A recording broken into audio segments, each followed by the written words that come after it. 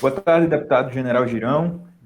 Vamos falar aqui hoje sobre, principalmente sobre os atos do próximo dia 7, do feriado do 7 de setembro, né? Ok. Data importante para a nação, data importante principalmente para quem defende, ultimamente, para quem defende as pautas bolsonaristas, as pautas da direita conservadora no país, né? E é isso que a gente gostaria de ouvir do senhor. A gente gostaria de ouvir o que é que vai defender, quais serão as pautas, as principais pautas dos atos desse próximo dia 7, do feriado de 7 de setembro. Ok.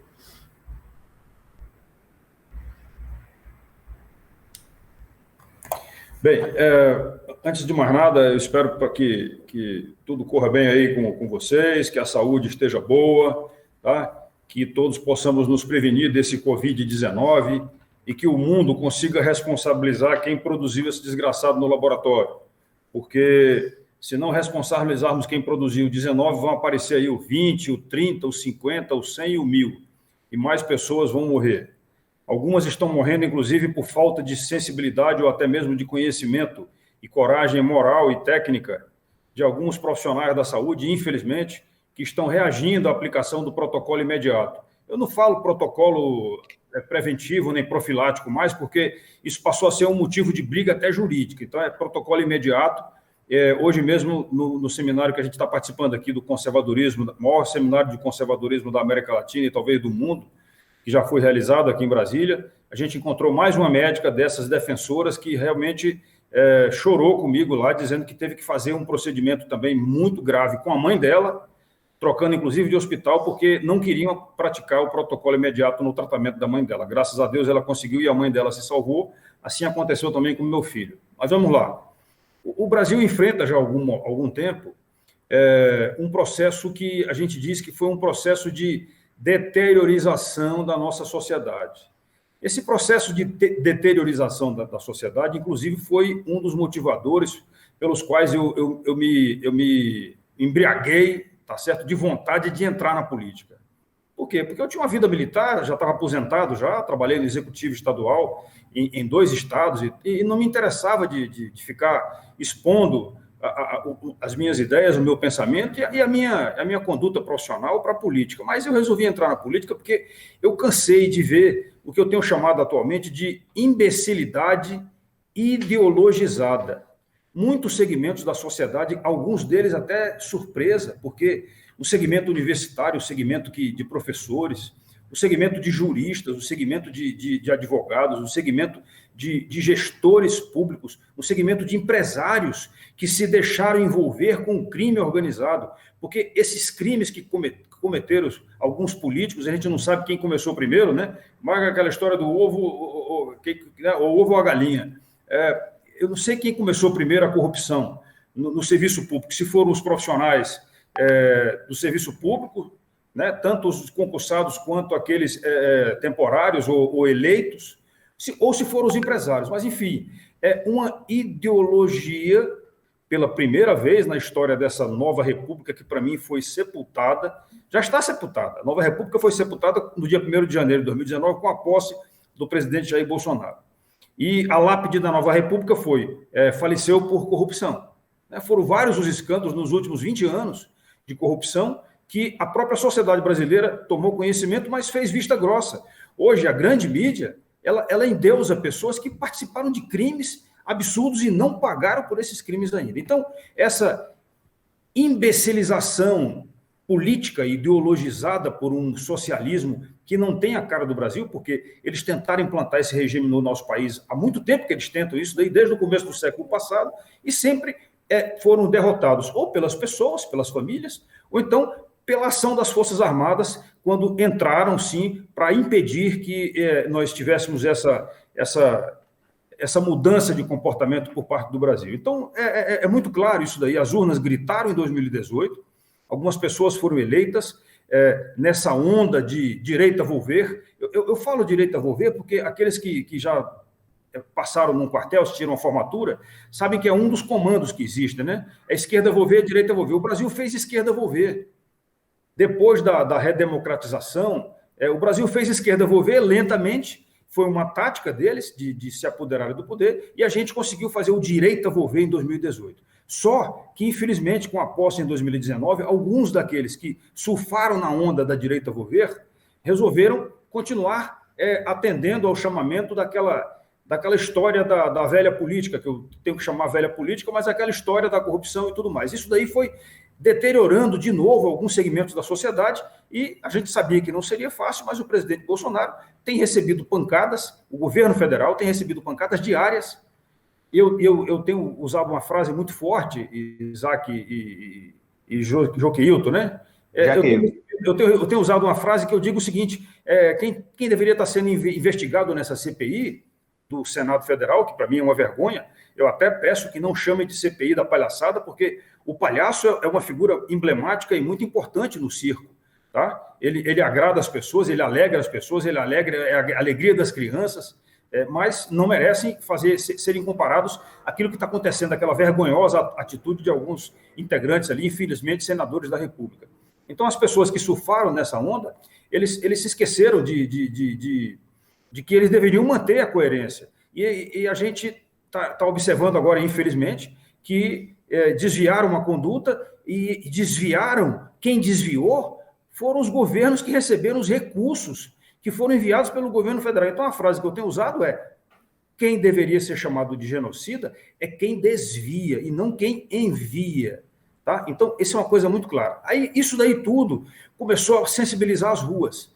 As ruas que foram às urnas gritarem por um Brasil democrático, de direita, infelizmente não foram obedecidas por aqueles que foram eleitos.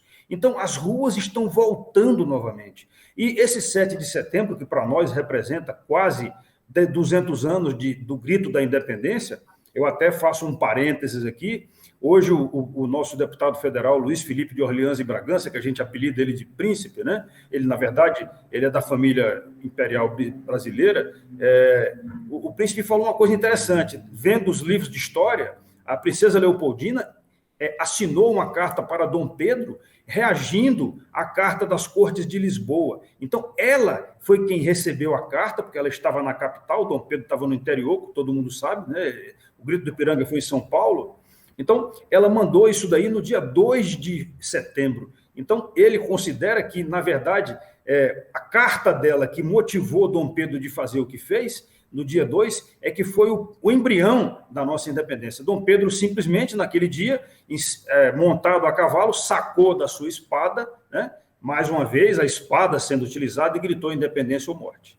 Então, talvez a gente, nesse 7 de setembro de 2021, vai ser contado na história do Brasil como um segundo grito de independência. Agora, quais são as pautas? Liberdade de expressão, liberdade de opinião, liberdade de imprensa. A imprensa está sendo cerceada. A pequena mídia, os blogueiros e alguns órgãos da mídia também, que não é aquela mídia que não está com código de barras na testa, sabe? Porque alguns integrantes da mídia, e a mídia grande de uma maneira geral, é o código de barras na testa, infelizmente. O que paga, quem paga, você já vê ali. Quem paga, eu não gosto de falar para não enaltecer aí os órgãos da mídia, que eu considero isso daí, mas são aqueles que vira e mexe, estão somente falando mal do governo federal e do Brasil, para o Brasil e para o exterior. Isso é lamentável. Então, liberdade, respeito à Constituição, coisa que está faltando por parte, principalmente, do Poder Judiciário. O STF está insistindo, algumas cortes também do Judiciário de primeira e segunda instância também estão insistindo em pautar alguns temas, como questionarem, por exemplo, decisões do presidente da República, que são o poder discricionário, e o juiz sabe disso. Alguns magistrados estão emitindo opiniões fora dos autos. Isso daí é básico para o direito do mundo todo, o direito internacional considera isso. O juiz só fala nos autos, não se pronuncia antes. O juiz não dá entrevista dizendo que eu acho isso, eu acho aquilo. Não pode. Não tem cabimento isso. Então, respeito à Constituição, respeito ao ser humano, e eu gostaria de fazer um outro parênteses aqui agora. Nós temos o artigo 53, que é muito claro. Nós, deputados e senadores, somos invioláveis em opiniões, palavras e votos.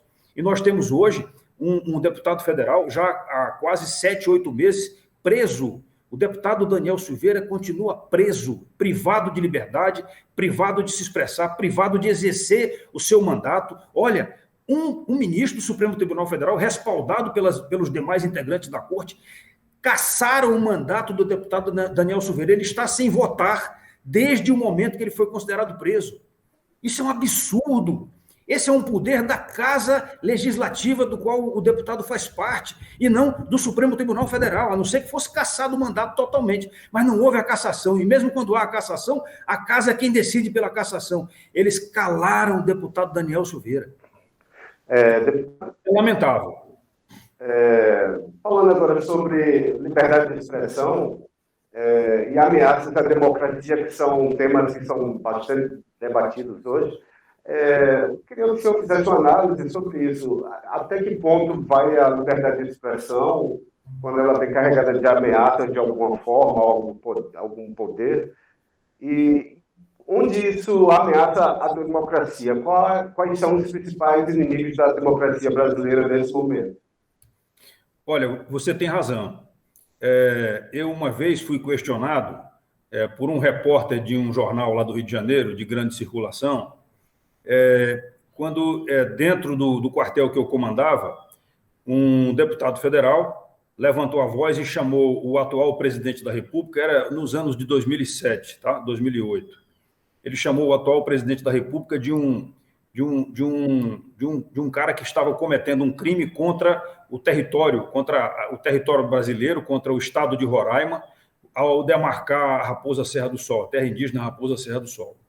E, na oportunidade, esse jornalista me perguntou assim, mas, comandante, general, o deputado aqui falou mal do presidente da República, o senhor não vai fazer nada, não vai prender ele? Eu disse, de jeito nenhum. O deputado é inviolável pela Constituição Federal. Se o senhor não conhece a Constituição, só me desculpe. Agora, se o presidente da República ouvir o que ele está falando e se sentir ofendido, ele tem sim o direito e o dever e a obrigação de se defender e procurar até essa defesa na justiça, se ele quiser, tá certo? E cobrando alguma coisa de indenização por danos morais, isso também está no Código Penal, é claro isso daí. Então, a liberdade de opinião, a liberdade de expressão, ela deve ter o limite da lei, e a lei já prevê isso. Agora, você cessear a liberdade de quem tem inviolabilidade, vocês devem estar lembrados, na época da Revolução, em 1900, se não me falha a memória, em 1968, nós tivemos pronunciamentos na Câmara dos Deputados que levaram à edição do AI-5. Eu lamento muito, mas naquela oportunidade, os presidentes da época e os políticos da época, eles enxergaram que estava havendo uma perda de controle, talvez mais ou menos por isso daí que motivou o AI-5.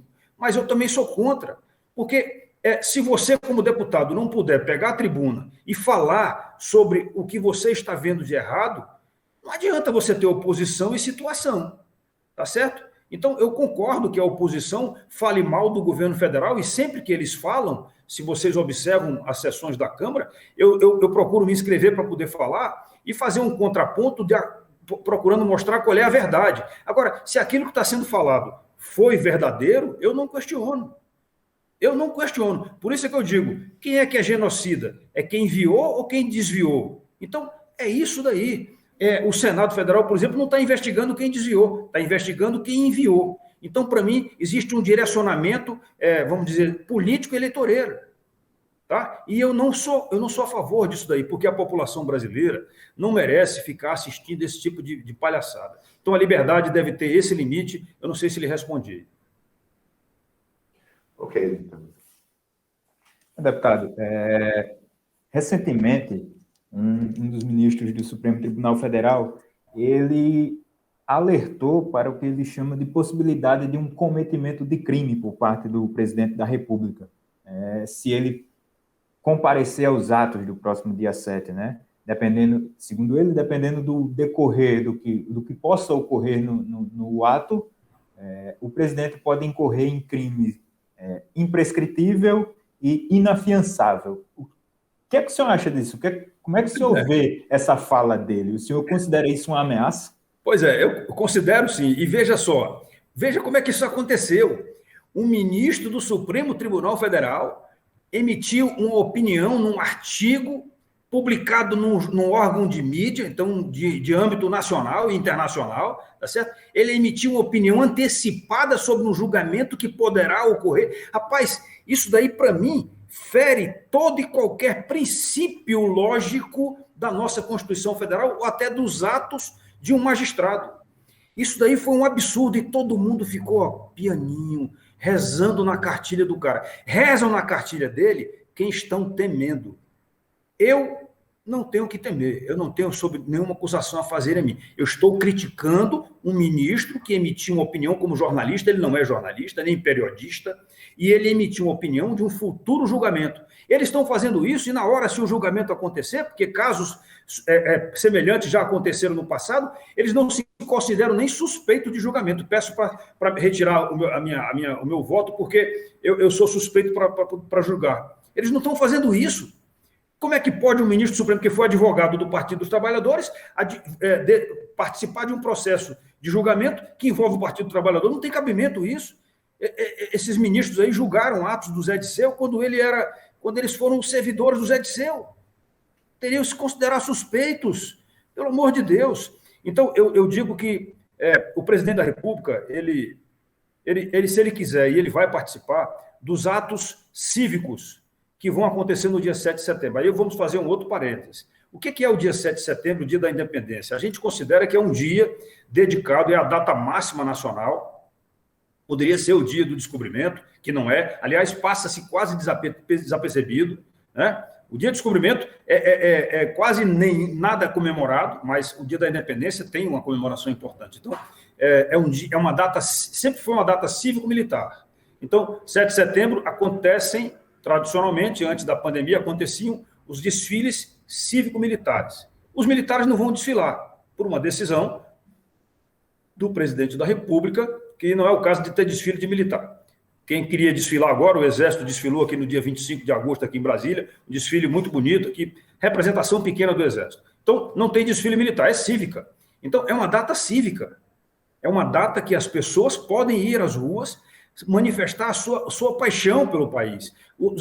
Outros países das Américas e da Europa fazem isso. Eu morei na Polônia 2 anos e lá todo mundo coloca a bandeira na frente da sua casa, na porta, na janela do apartamento e vão para as ruas com vermelho e branco do país da Polônia, que eles têm orgulho. Aqui no Brasil a gente deveria fazer o mesmo e vamos fazer agora. Eu acredito que talvez, vocês me perdoem se eu estiver ligando uma bola de cristal, mas eu não tenho dúvida nenhuma de que vai ser o maior 7 de setembro da história do Brasil, porque a população brasileira está cansada de ser enganada e cesseada nos seus direitos, principalmente no direito de liberdade. Deputado, com relação ao dia 7 de setembro, os atos, há uma certa expectativa de... Está havendo um eco no seu som. Eu acho que tem um som ligado... Isso, ok. Oi, melhorou? Não, o outro som ainda está ligado. Você está usando os dois sons, então, da sua câmera e da câmera do Joqueilton.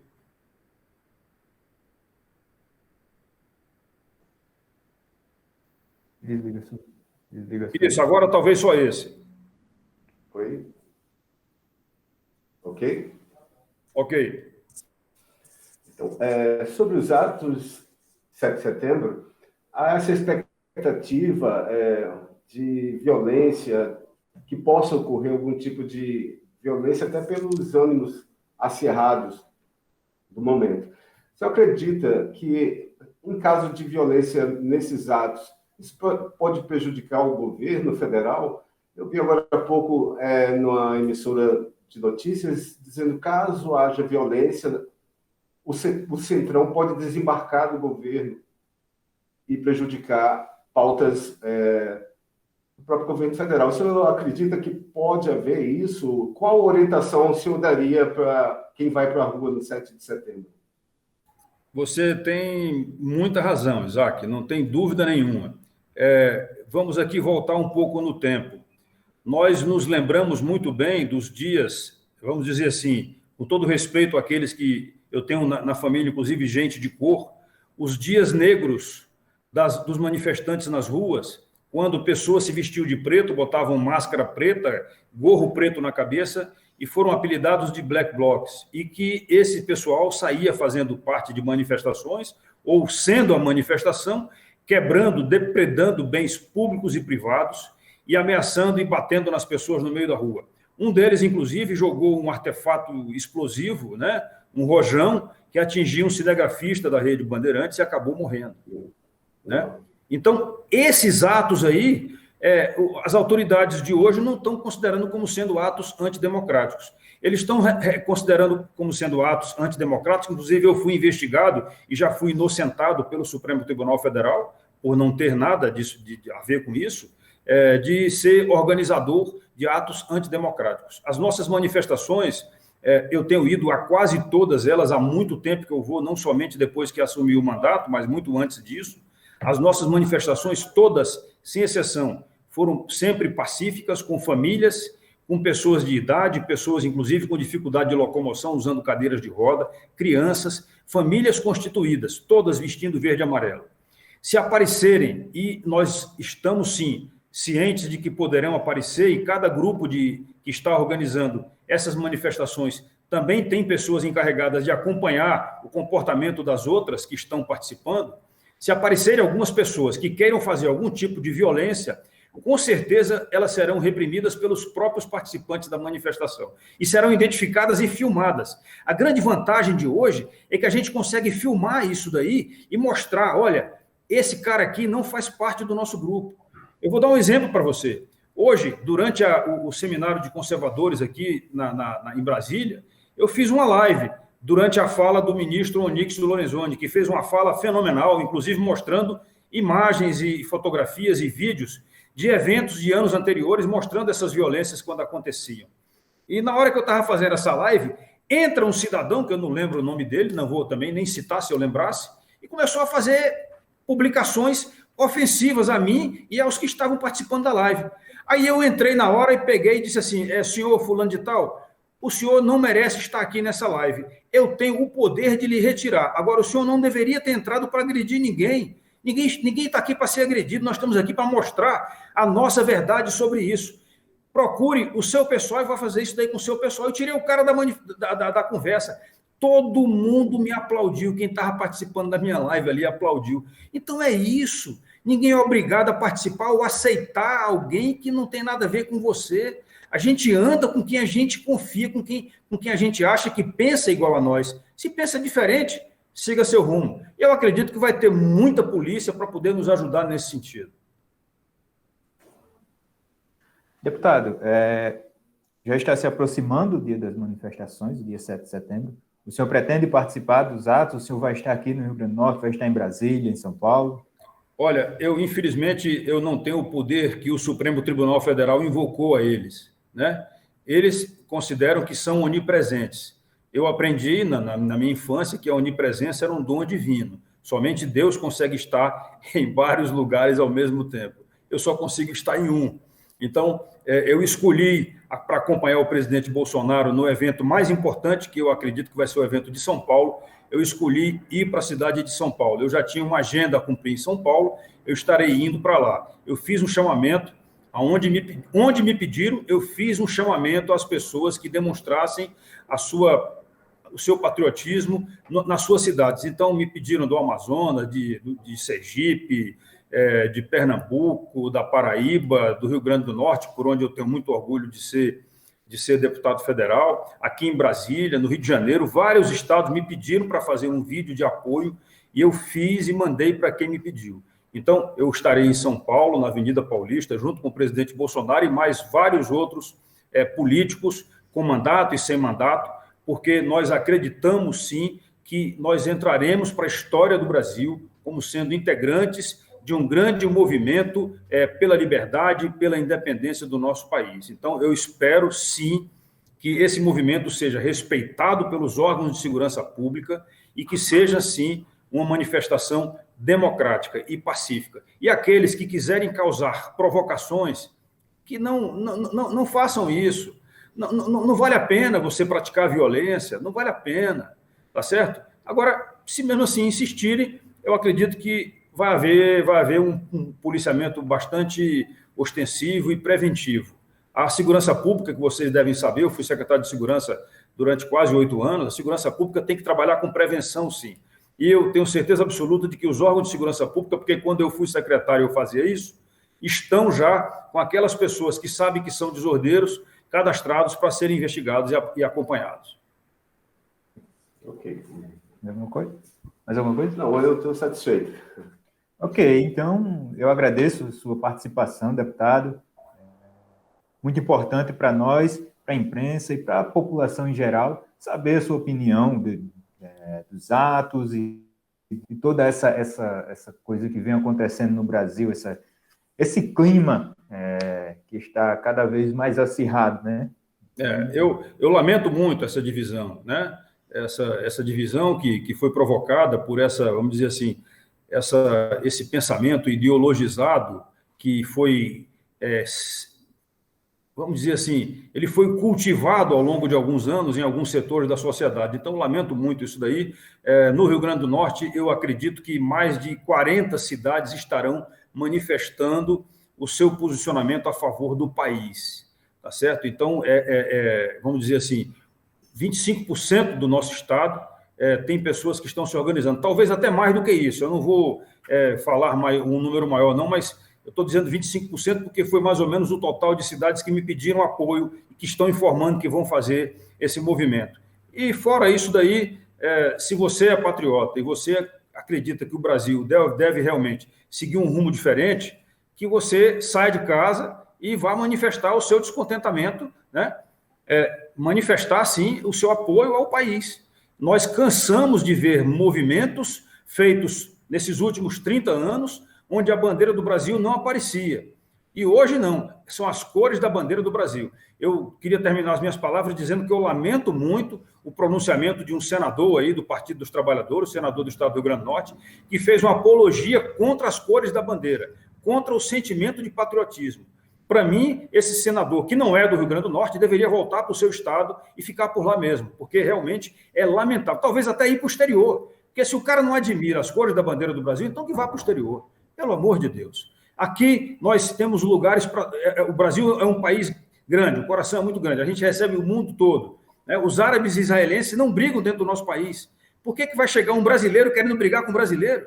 Não é o caso. Eu respeito quem é do PT, quem é do PCdoB, quem é do PSOL, eu respeito. Agora, respeito é uma via de mão dupla. Ela precisa existir dos dois lados, tá bom? Então, eu espero que esse pessoal fique em casa ou vá para outro canto. Não vá fazer a manifestação no mesmo local onde nós estaremos carregando a bandeira do Brasil e o nosso coração verde e amarelo. Muito obrigado a vocês por fazerem a mídia que vocês fazem.